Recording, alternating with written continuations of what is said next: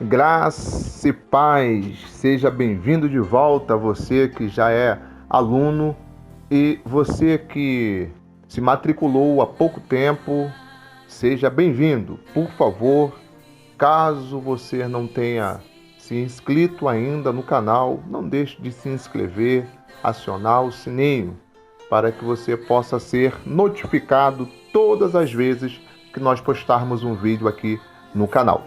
Hoje nós vamos falar sobre um assunto muitíssimo importante. Nós vamos falar sobre liturgia, sobre culto. Esse assunto é importante para nós e importante para Deus. Então, fique comigo, pois tenho certeza que a sua vida será poderosamente edificada. Nós desenvolvemos essa missão teológica através da nossa Junta de Missões GEAB. GEAB quer dizer Jesus é a Esperança da África e do Brasil. E através do nosso Instituto Bíblico Vida. Eu me chamo Ricardo e sirvo no reino como apóstolo.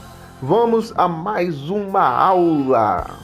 Você que já recebeu a sua apostila eletrônica, vamos ler nesse momento. Caso você não tenha recebido ainda, por favor, não deixe de solicitar. Logo na primeira página da apostila, diz o seguinte: o culto é um dos principais elementos litúrgicos da fé evangélica. Mas ao longo do tempo, em virtude da pecaminosidade humana e da busca pela satisfação própria, esse tem sofrido uma série de deturpação. Hoje nós estudaremos a despeito do genuíno culto protestante. Mas para isso é necessário definirmos o verdadeiro significado de culto. Temos que ter o cuidado de não transformarmos o culto ao Senhor em culto ao homem. Por isso, nós precisamos definir o que é um culto. Vamos ver a definição da palavra liturgia. Diz assim, eu não vou ler na apostila, eu vou ler um dicionário nesse momento. A liturgia, por outras palavras, é um conjunto de ritos ou rituais. O batismo, o casamento, a celebração de aniversários e os funerais fazem parte de uma liturgia que obedece certas regras explícitas ou tácitas. Tácitas quer dizer oculta ou implícita. Enfim, é a tal da ética. Então, a liturgia é um conjunto de ritos ou rituais ou regras que nós devemos seguir. Muitas das vezes essas regras elas são explícitas, ou seja, claras, e muitas das vezes essas regras elas são implícitas, ou seja, elas estão em oculto. Por isso que nós devemos ser éticos. Quais são as regras para celebrar um casamento? Quais são as regras para celebrar um aniversário de 15 anos? Quais são as regras para fazer um culto fúnebre? Então, nós devemos atentar para isso. Essa é a definição de liturgia. Um dos sinônimos de liturgia é culto. Diz assim o dicionário: o termo culto, tanto no hebraico, no grego e no latim, dá a ideia de serviço. Por isso, na língua inglesa, quando alguém vai ao culto, usa o termo serviço. Na língua portuguesa, a ideia de culto, infelizmente, costuma ser associada ao simples fato de frequentar e assistir a uma celebração religiosa, costumeiramente evangélica. Ou seja, normalmente a pessoa vai para ser servida por Deus ou vai para assistir um show gospel.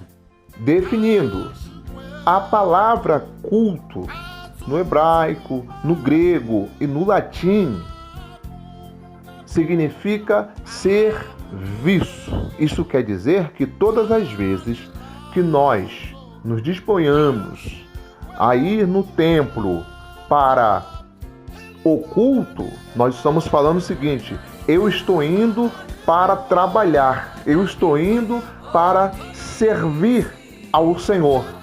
Pois nem sempre nós temos essa ideia. Normalmente a pessoa tem a ideia de ir para o culto para ser servida, para ser abençoada por Deus. Isso não quer dizer que Deus não nos abençoe, não quer dizer isso. Mas a ideia primária não deve ser essa. Nós devemos entender que nós devemos ir para o culto para servir ao Senhor. Logo, quando eu levo água para o pregador, eu estou cultuando. Quando eu limpo o templo, eu estou cultuando. Quando eu glorifico, quando eu oro, quando eu prego, eu estou cultuando ao Senhor. Então, o serviço do diácono é um culto ao Senhor e etc. Enfim, a ideia que eu preciso ter de culto é essa. Eu vou para o templo para servir, para trabalhar, quer seja um serviço braçal ou um serviço espiritual. Eu nunca vou para o templo ou para o culto para ficar sentado esperando o Senhor me servir ou alguém me servir. Eu preciso ir para adorar junto com os irmãos. Acontece que, às vezes, a pessoa vai como se estivesse indo para um show gospel. E, na realidade, nós acabamos incentivando isso.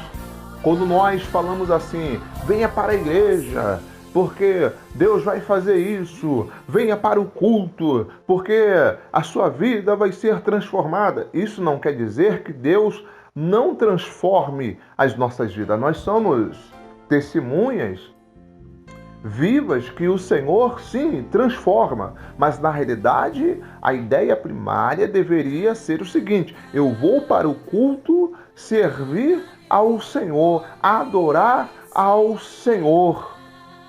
E não dá a ideia que o culto é um show gospel, é uma apresentação. Vamos dar continuidade na leitura para que você possa entender o que é cultuar ao Senhor, o que é uma liturgia aprovada por Deus, o que é, por exemplo, elementos que Deus ordenou que tenha no culto e o que é circunstância para ajudar na adoração a Deus. Vamos ver como é o culto da Igreja Católica Romana, como é a liturgia da Igreja Católica Romana. Por que eu estou usando a Igreja Católica Romana como exemplo? Porque nós saímos dela.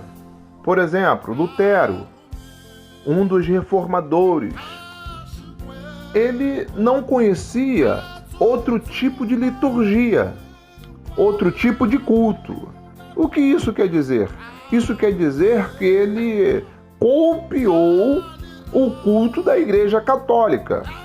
Ou seja, ele foi obrigado a se desligar da Igreja Católica Romana, mas de uma certa forma ele deu continuidade no culto que era prestado pela Igreja Católica Romana. Isso quer dizer que Lutero, ele não deixou de fazer orações aos santos, entre aspas. Por que isso?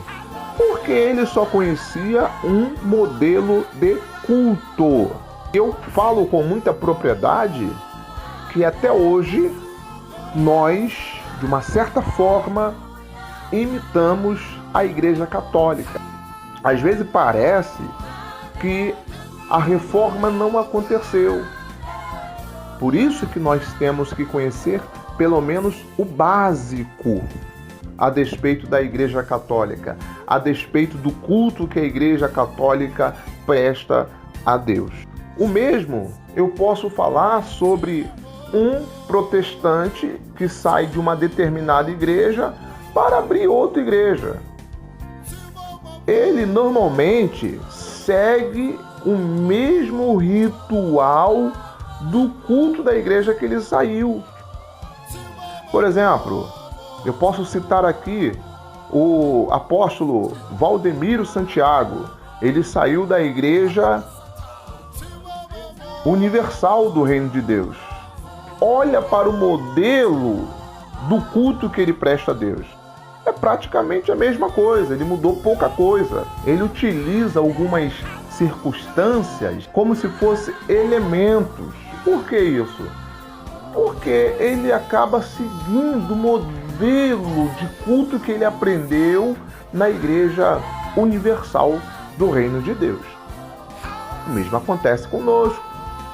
O pastor que sai da Assembleia de Deus, ele tende a prestar um culto a Deus dentro do modelo que ele aprendeu lá na Assembleia de Deus. E assim por diante. Por isso que nós temos que ter cuidado. Na realidade, nós precisamos prestar culto a Deus dentro de um modelo bíblico. Nós não podemos confundir doutrina com dogmas.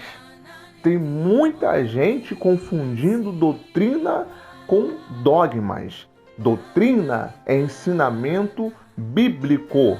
Dogmas são costumes humanos, ou seja, cada igreja tem o seu dogma. Nós vamos falar um pouco mais para frente sobre essa diferença para que nós não possamos cair no erro.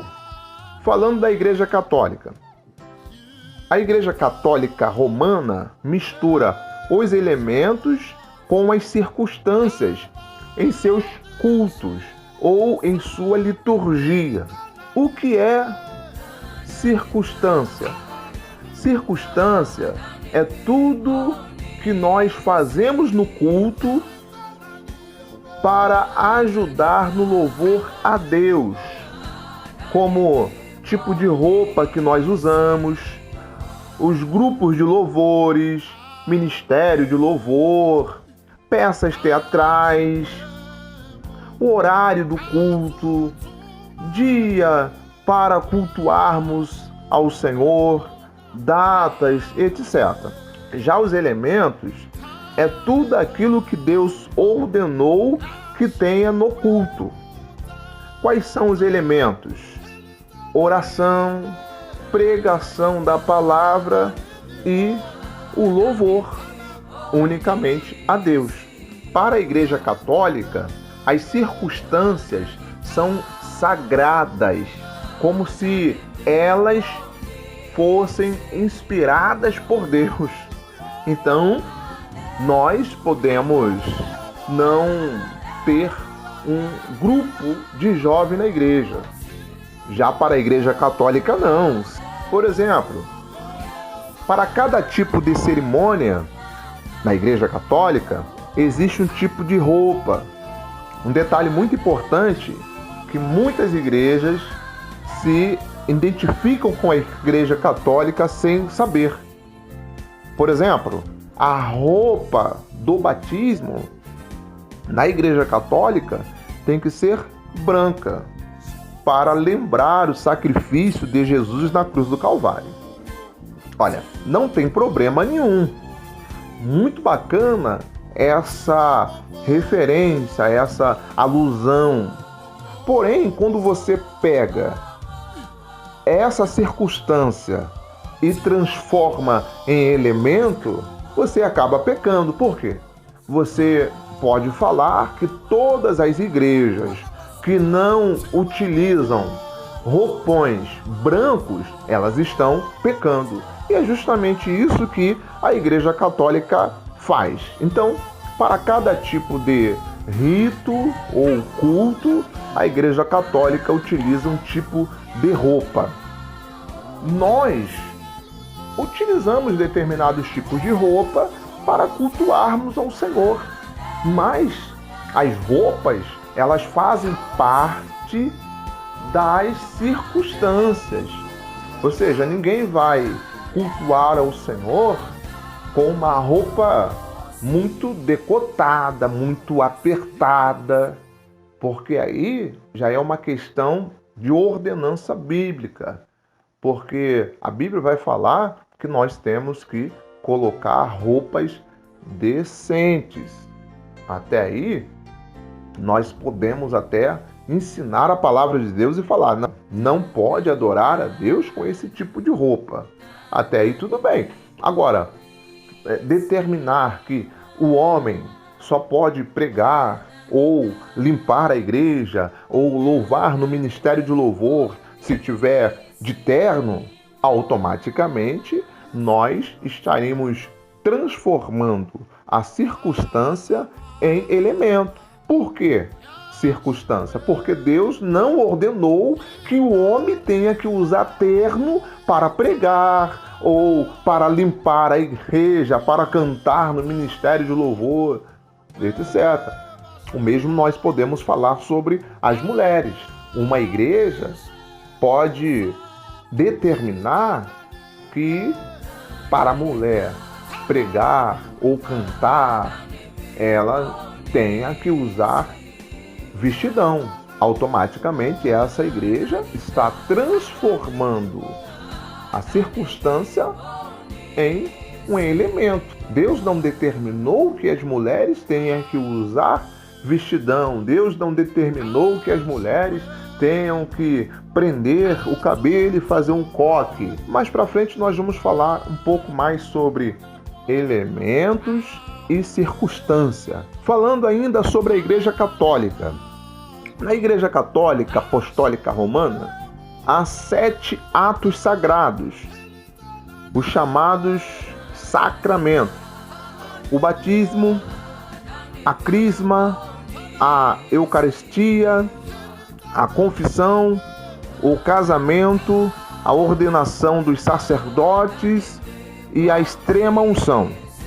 O catolicismo crê que Deus salva através desses sacramentos, ou seja, eles transformaram as circunstâncias em elementos e falam o seguinte, que através das circunstâncias o Senhor salva. Logo, se você não cumprir todos os ritos, todas as regras que foram colocadas por ela, automaticamente você não será salvo, porque eles têm como algo sagrado.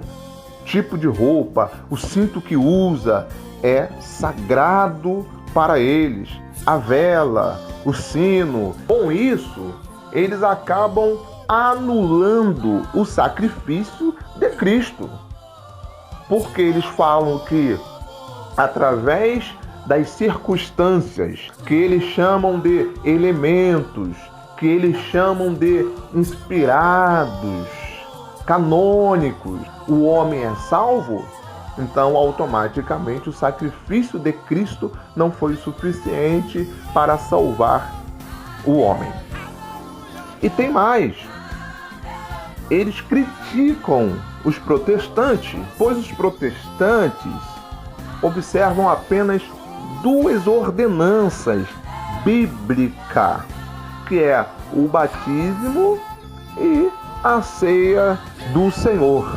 O termo correto é ceia do Senhor e não Santa Ceia. Pelo menos nós não lemos Santa Ceia do Senhor nas Escrituras Sagradas. Então, os protestantes seguem apenas duas ordenanças bíblicas, que é o batismo e a ceia do Senhor. Mas enfim, o culto, a liturgia é muito importante para uma religião. O que é uma religião? Religião é uma denominação. Toda religião tem que ter um culto, sem sombras de dúvida.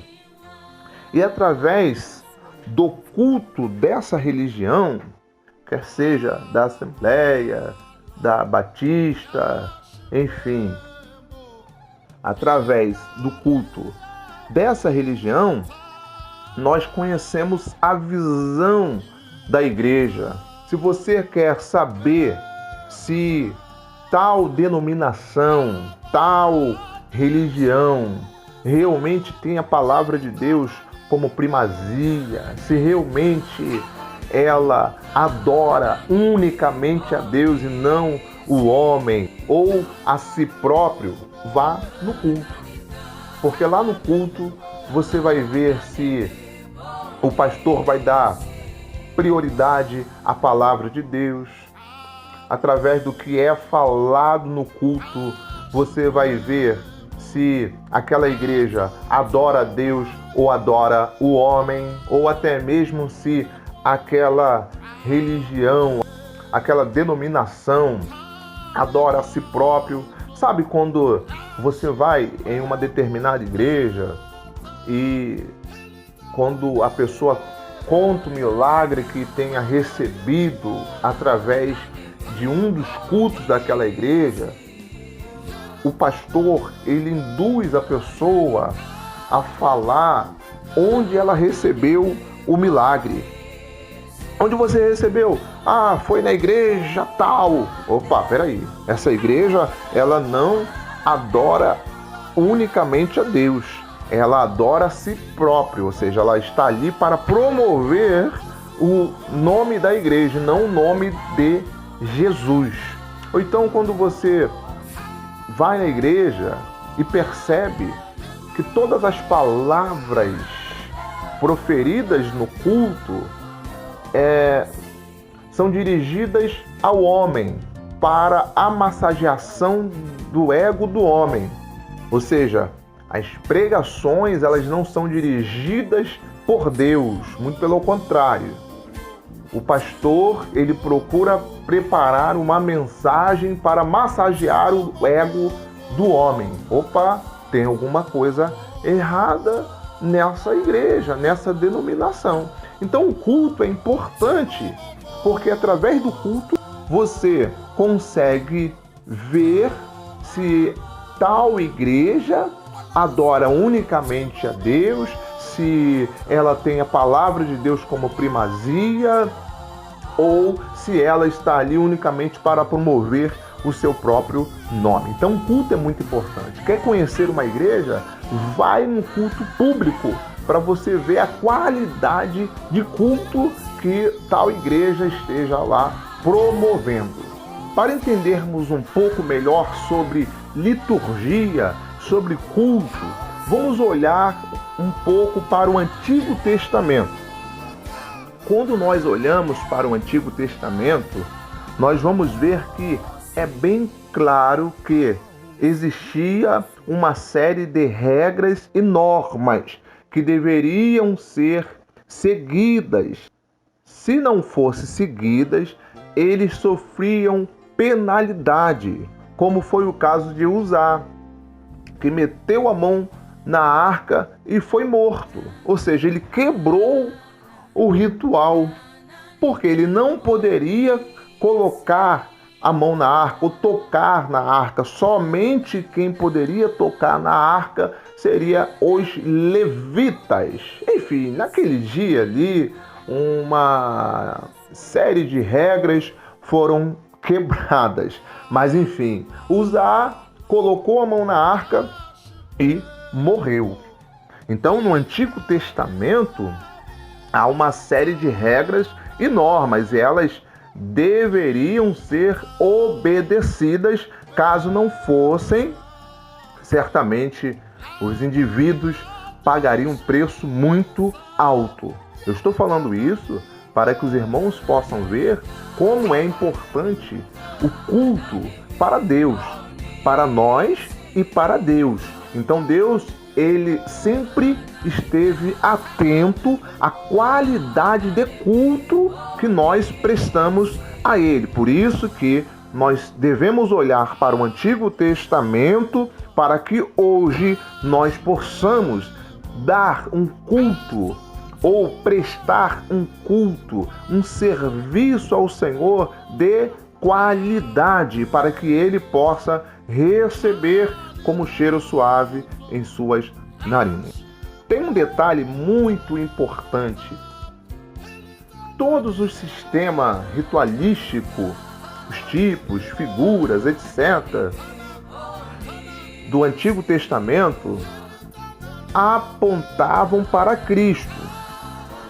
Por que eu estou falando isso?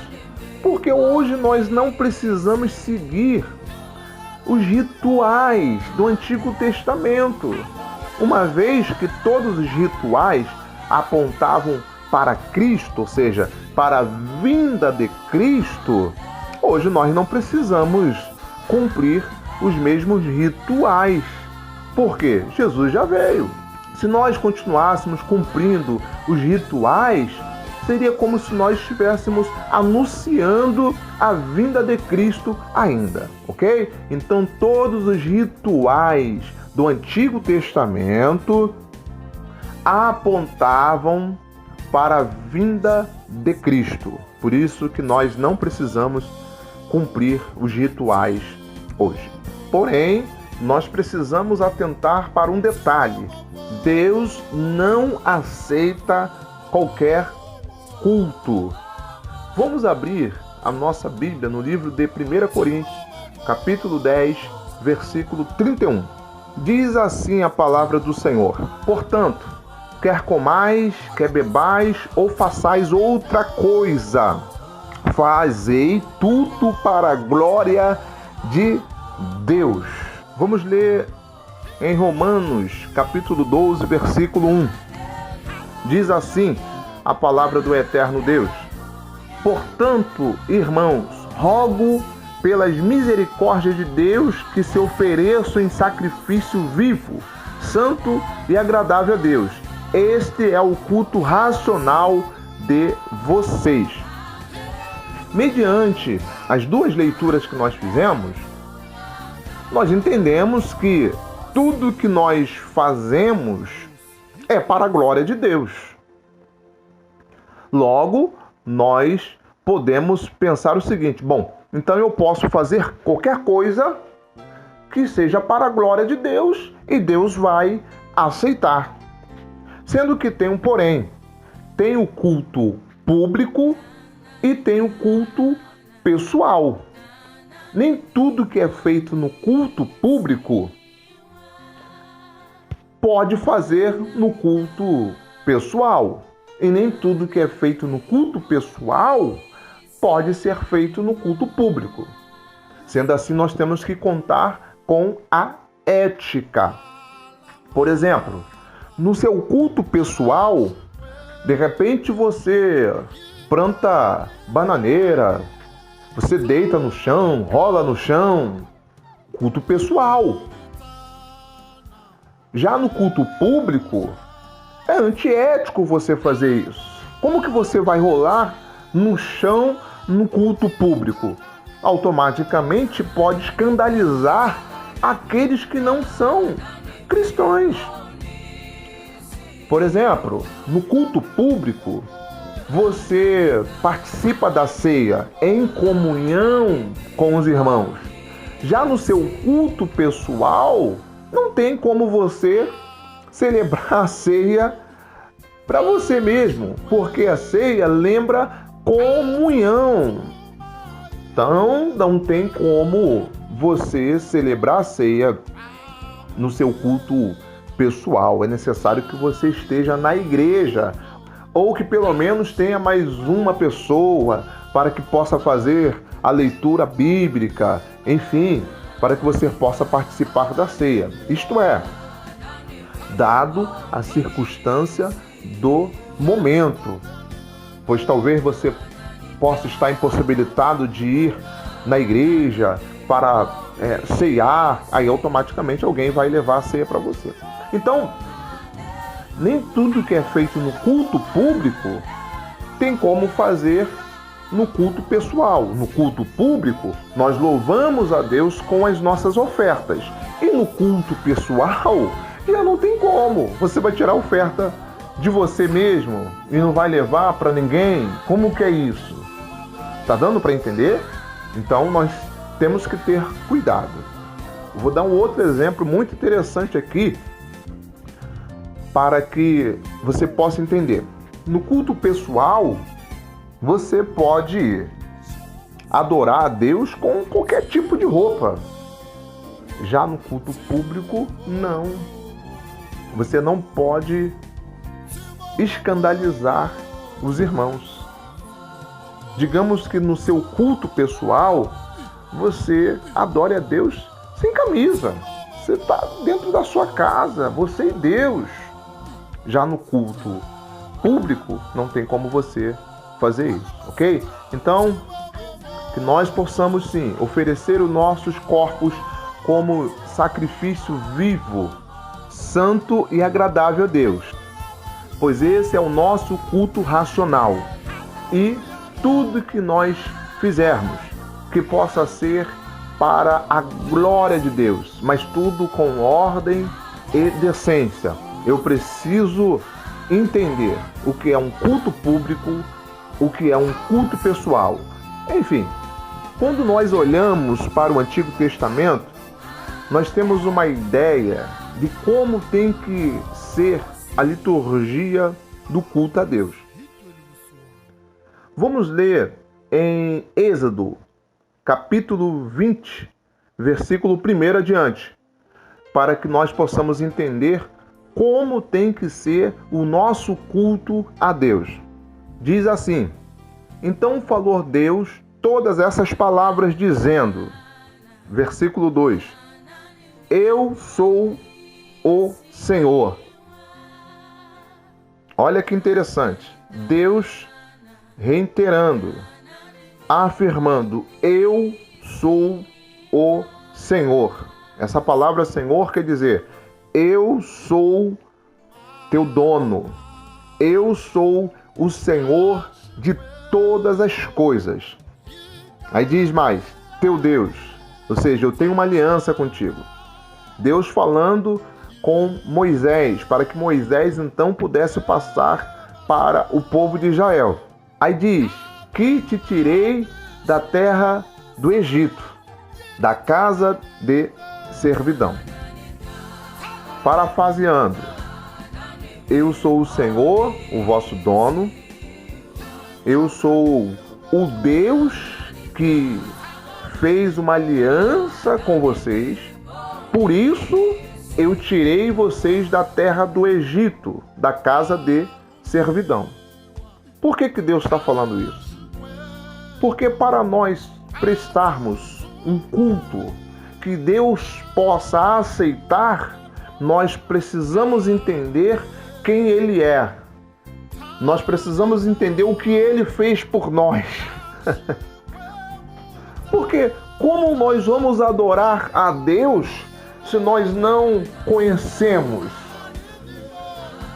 Se nós não sabemos nada sobre Ele? Então, quando eu admiro alguém, quando eu louvo alguém, eu louvo pelo que ele é. Vamos acomodar um pouco aqui para que você possa entender. Se alguém constrói uma belíssima casa, eu vou louvar a obra desse pedreiro ou arquiteto. Eu vou falar, ele é um ótimo profissional. Olha o que ele fez. Olha que bela construção. Então eu preciso conhecer o profissional para que eu possa louvá-lo. O mesmo nós falamos de Deus. Para que eu possa prestar um culto que Deus aceite, eu preciso conhecê-lo. Eu preciso saber que Ele é o Senhor, que Ele é o meu dono, Ele é o Criador dos céus e da terra. Ele é onipotente, onisciente, Ele é o Senhor. Meu Deus, que me resgatou. No caso da nação de Israel, resgatou da casa de servidão. No nosso caso, nos resgatou das garras do diabo, nos resgatou do lamaçal do pecado. Ele é o nosso Deus que nos resgatou. Então, quando eu chego diante de Deus para adorá-lo, eu adoro mediante o que Ele é e o que Ele fez por mim. Então isso é um culto que Deus aceita. Por isso Ele está falando para Moisés, para que Moisés pudesse passar essa mensagem para a nação de Israel. Eu sou o Senhor, teu Deus, que te tirei da terra do Egito, da casa de servidão. Versículo 3. Não terás outros deuses diante de mim. Parafraseando, se vocês querem realmente me adorar, me servir, vocês não podem ter outros deuses diante de mim. O Senhor, Ele está apontando para um culto teocêntrico, um culto onde Deus esteja no centro. O versículo 4 diz assim: não farás para ti imagem de escultura, nem alguma semelhança do que há em cima nos céus, nem nas águas e debaixo da terra.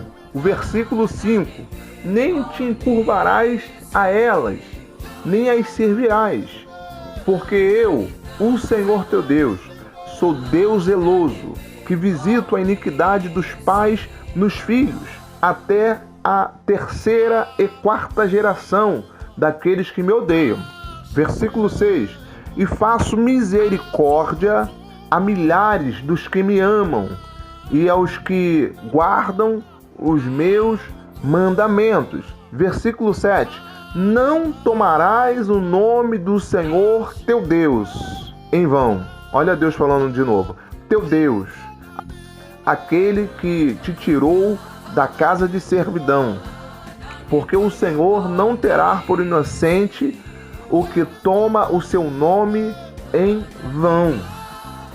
O que Deus está falando aqui para a nação de Israel? Sobre não tomar o nome dele em vão. Isso quer dizer que a nação de Israel não deveria adorar a Deus de qualquer maneira. Se a nação fosse adorar a Deus, que adorasse realmente em espírito e em verdade, que não tomasse o nome do Senhor em vão. Eu estou aqui no culto por estar.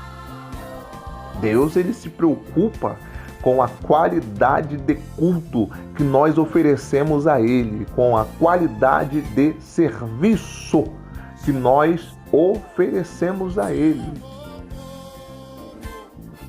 Mais para frente nós vamos falar sobre tomar o nome de Deus em vão. Mediante a leitura do livro de Êxodo, capítulo 20, versículo 1 até o versículo 7, nós aprendemos pelo menos 4 princípios. Primeiro, devemos adorar somente a Deus. Segundo, não podemos ter outro Deus ou coisas que tirem o lugar de Deus em nossos corações. Com esses 2 princípios, nós podemos afirmar que A Igreja Católica, ela está muito errada, porque ela não adora somente a Deus. Ela acaba adorando outros deuses. E sim, lá tem imagens de escultura que incitam a adoração. Porém, nós não estamos muito longe disso. O primeiro princípio diz que nós devemos adorar somente a Deus. Será que nós adoramos somente a Deus? Ou adoramos carro, casa, família, esposo, pastor, cantor, pregador, etc. Será que nós adoramos somente a Deus? Ou será que nós estamos indo para o templo para assistir um show gospel? Porque determinado cantor vai no culto e aí eu vou motivado a assistir o show. Então nós temos que ter cuidado, porque nós podemos sim correr o risco de colocar outra coisa no lugar de Deus. E Deus, ele preza por isso. Ele falou várias vezes: eu sou o Senhor e não terás outro Deus além de mim. Então, o primeiro e o segundo princípio é muito interessante. Nós devemos adorar somente a Deus e não podemos ter outro Deus ou outra coisa que tire o lugar de Deus em nossos corações. Terceiro princípio, não pode ter imagem. Isso não quer dizer artes, e sim imagem que o povo adora. Como surgiram as imagens da Igreja Católica? No início da Idade Média, o cristianismo passou a ser a religião oficial. Por uma imposição de Roma, todos que viviam no mundo romano, no Império Romano, tiveram que se converter ao cristianismo, entre aspas. E muitos desses eram leigos, não sabiam nem ler, não tinham intimidade com as Escrituras. Então eles não conheciam os personagens bíblicos. E aí alguém teve uma brilhante ideia, entre aspas, de construir imagem de escultura de Pedro, de Maria, e colocar na igreja, para que os fiéis pudessem olhar para Pedro e ser inspirado. Pedro foi um homem de fé. Sendo que acontece que, com o passar do tempo, o povo começou a adorar aquelas imagens. O coração do homem é voltado para adorar outro ser. Por isso que os homens começaram a se prostrar diante das imagens para a adorar. E aí, ao longo da reforma, as imagens elas foram quebradas justamente para que o povo não pudesse adorar. Com certeza foi um certo exagero, porque a Bíblia ela não é contra a obra de arte. A Bíblia é contra a adoração. Melhor, a Bíblia não, Deus. Ele condena a adoração a qualquer imagem. Então, ao longo da Reforma Protestante, todas as imagens, esculturas foram quebradas, sendo elas imagem de personagem bíblico ou não, justamente para evitar que o povo se prostrasse diante das imagens e adorasse. Por que eu estou falando que a Bíblia não é contra a obra de arte? Basta olhar para a ordenança de Deus. Deus, ele mandou Moisés fabricar 2 querubins e colocar na arca, em cima da tampa da arca. Por quê? Os querubins, eles representam como guardiões da santidade de Deus. Então, por isso que Deus mandou Moisés fabricar 2 querubins e colocar na arca. Deus também mandou Moisés fabricar uma serpente de ouro, porque o povo começou a desobedecer a Deus no deserto. Deus enviou serpentes para que o povo pudesse ser picado. O povo estava morrendo e aí Deus mandou Moisés fabricar uma serpente e falou para Moisés colocar a serpente no alto.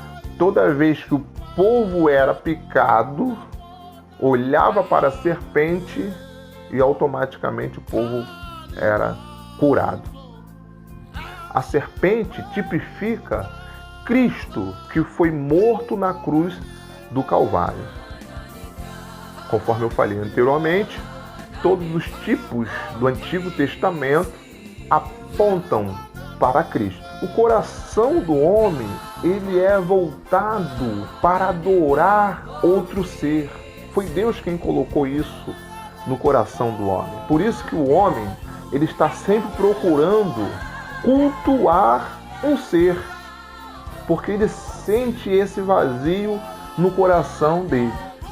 Então, com isso, a Igreja Católica acabou errando, pecando, porque a Igreja introduziu essas imagens, o povo começou a adorar e a Igreja não tirou mais as imagens de escultura. Muito pelo contrário, cada dia que passa, parece que a Igreja ela se contamina mais e mais. O quarto princípio é: não tomarás o nome de Deus em vão. Ou seja, devemos adorar a Deus em espírito e em verdade.